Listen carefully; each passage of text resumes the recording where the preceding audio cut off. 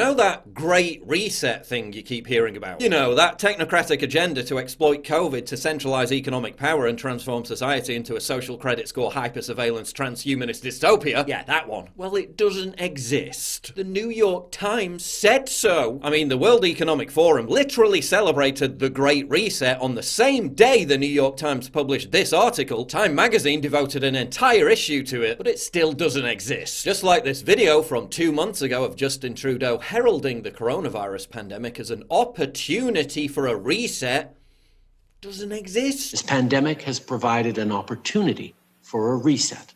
This is our chance to accelerate our pre-pandemic efforts to reimagine economic systems. He never said that. It was all just one empty conspiracy theory. We're seeing a lot of people fall prey to disinformation, and if conservative MPs and others want to start talking about conspiracy theories. This pandemic has provided an opportunity for a reset. Conspiracy theories. This pandemic has provided an opportunity for a reset. Conspiracy theories. Reset. Conspiracy theories. Reset. Conspiracy theories. I mean, Dr. Strangelove here literally endorses in his own book, which is called COVID-19, The Great Reset, implantable brain chips that can read your thoughts, and the onset of Minority Report style pre-crime programs where you're deemed guilty before you've even committed a crime. He admits that COVID is not an existential threat, but that it's an opportunity for technocrats to reorder society via a Great Reset. The World Economic Forum publishes regular promo videos hyping the Great Reset, but it still doesn't exist. That is, if you're criticizing it. If you praise it, then suddenly it does exist, and it's a good thing. Because by redistributing wealth as part of the Great Reset, our beneficent overlords are going to fix inequality and help the little guy. Because globalist technocrats are really into helping the little guy. I mean, it's worked wonders so far. Amazon profit up 100%. Walmart profit up 80%. Target profit up 80%. Lowe's profit up 74%. Microsoft, Facebook, Apple, Google stock at record high. Small businesses 21% closed, revenue for the rest down 30%. Wow, so helpful! Thanks to lockdown, the CEOs of these companies have seen their personal wealth increase by tens of billions, while small businesses have lost over 200 billion. While cabbies in the UK are on starvation wages. But yeah, this Great Reset sounds like a worker's paradise. Oh yeah, and you know all those rules they made? Lockdowns, face masks, social distancing. Yeah, well apparently the technocrats who made them don't have to abide by them. Do as we say, not as we do. Some Karen will screech at you in the street for not covering up. But Dianne Feinstein is apparently exempt indoors. Intelligence agencies are using cell phone networks to spy on pleb lockdown compliance. You're being told to cancel Thanksgiving, but Governor Gavin Newsom can dine with California Medical Association lobbyists inside a fancy $350 a meal French restaurant in violation of his own COVID-19 protocols he set for everyone else. And Lori Lightfoot can attend a pro-Biden street party while issuing stay-at-home orders to everyone else. The people who know the most about COVID aren't afraid of it at all. Interesting. Meanwhile, police in Australia are telling people they can't walk their dogs. They think you're stupid. Justin Trudeau, a normal Christmas is out of the question. But wait, the technocrats say that if we behave ourselves, they'll let us out of lockdown for a whole 5 days over Christmas. Thank you, globalists. How gracious of you. We're so grateful. We had lockdown for other religions' festivals. Yes, we did actually. Well, Diwali. Why should the Christians get it easier? Seriously, why should we? Why should we be the ones that have to have our festival saved when we didn't do that for other religious festivals in the last few weeks? Because we're a Christian country, you utter spoon. COVID-19 doesn't give a flying fuck about Christmas. If we have to make compromises this year, so be it. Oh, you mean like you didn't give a fuck about your son attending a super spreader Black Lives Matter protest? You said you were proud of him. So if we go round to Granny's on Christmas Day, eat the turkey, trash her house and then set fire to it, that'll make it okay, right? Matt Hancock says hugging will be banned this Christmas. Fuck off! Your arms are through the bottom one, okay? My arms go through the top one. Imagine being such an insipid normie that you see some snivelling technocrat telling you you can't hug your own grandma on Christmas Day. And your reaction is, oh, okay then. Bollocks! And look who Hancock is busy mates with.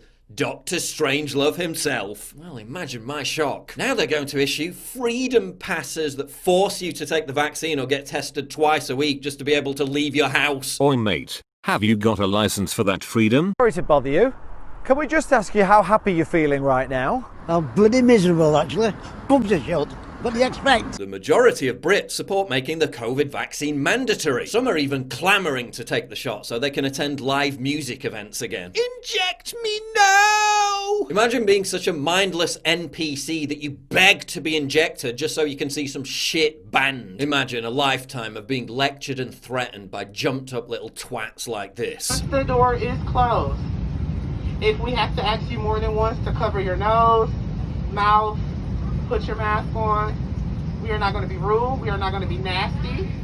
We are going to simply take your seat number and your name, and when we get where we're going, you will either be arrested, fined, but you will also be placed on the no-fly list, meaning you will not be able to fly any airline for the rest of your life.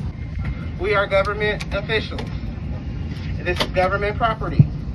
If you choose to act out of content or character on this aircraft, you will be arrested and face 20 years imprisonment, and you will also receive a $250,000 fine. Sir, please you need to stop. Still, at least if we take the vaccine, all this inane social distancing and mask wearing will come to an end. Right? Wrong? Once the process is complete, does that mean they can take off their masks? They don't have to social distance? They can just go about their lives as before? You know, I would recommend that that's not the case. Can't wait for Biden's lockdown USA 2.0 and his national mask mandate. What am I supposed to do? Well, first pull up your mask. Oh, but the masks haven't been politicized at all. And Biden totally isn't going to force Trump supporters to wear them like you'd force a misbehaving dog to wear a head cone. They think you're stupid. Give me liberty or give me death. Unless there's a virus with a 99% recovery rate, in which case strip me of my freedoms, my job, my constitutional rights, and put me under house arrest. Now, how about that totally fair and not suspicious at all presidential election, the bastion of unbiased credibility that is CNN? What publication are you with? CNN.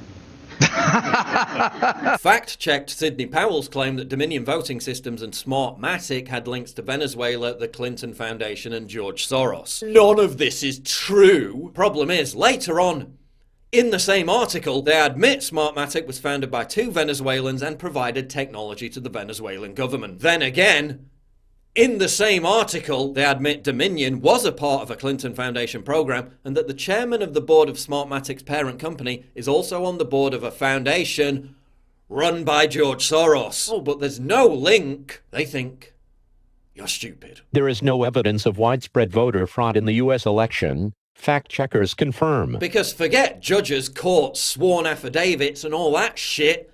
The fact checkers have confirmed it. Fact check, they're facts if I edit the wiki article. Maybe if more journalists in the White House press room screech like toddlers having tantrums, Trump will finally concede. Thank you all. Are you really not going to all of you need to answer this. Why is the federal government... What is going on? And you're not working with the transition. You're all part of not recognizing democracy. You're all undermining the democratic elections. Every one of you. Why is the federal and you won't work with the transition. Maybe if Stephen Colbert fake cries a bit more, Orange Man bad will be a distant memory. Because that seems to be a hope leftists share with our own so-called conservative media, which at every turn has cooked, collapsed and caved. Half of Spectator USA's front page is devoted to calling people who are concerned about vote fraud crazy. And aside from Hannity and Tucker, at this point, Fox News is basically CNN. Illegal vote. Well, I just think we have to be very clear. She's charging, the other side is welcoming fraud and welcoming illegal voting. Unless she has more details to back that up, I can't in good countenance continue showing you this. Drudge, Daily Caller, all of them turncoats. And while Trump's hardcore base is out on the streets every day, what's Turning Point USA doing? I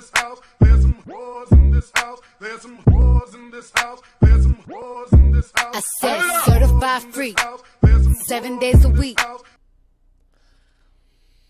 Okay, raking in $30 million a year. It's the richest conservative activist outfit in the country. So where's the activism? Where are the protests? A 3-day student conference at the end of December after the electors have already met? What's that going to achieve? When it comes to conservative media and activist groups, it's time to tear it all up and start again. Time to build a new empire from the ground up with new leadership. Because the current crop, they don't care about you. They don't care about Trump. They don't care about their country. All they care about is sounding smart to each other, their bank balance, and their precious Twitter and Facebook accounts. Turn off, unfollow, unsubscribe. They're all losers. And you know what losers are good at?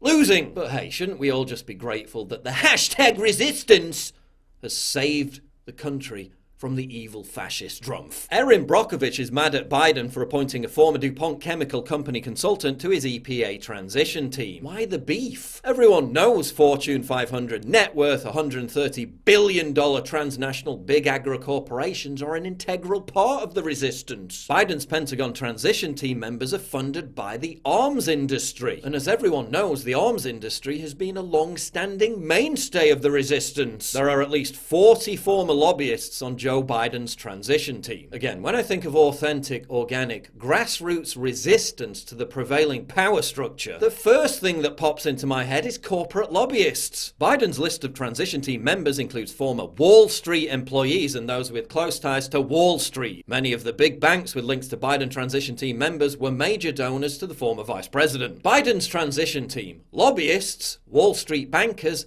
and arms industry stooges. Welcome to the resistance. It seems that the racist, corrupt capitalist plutocrat is projected to win. No, the other one. They think you're stupid.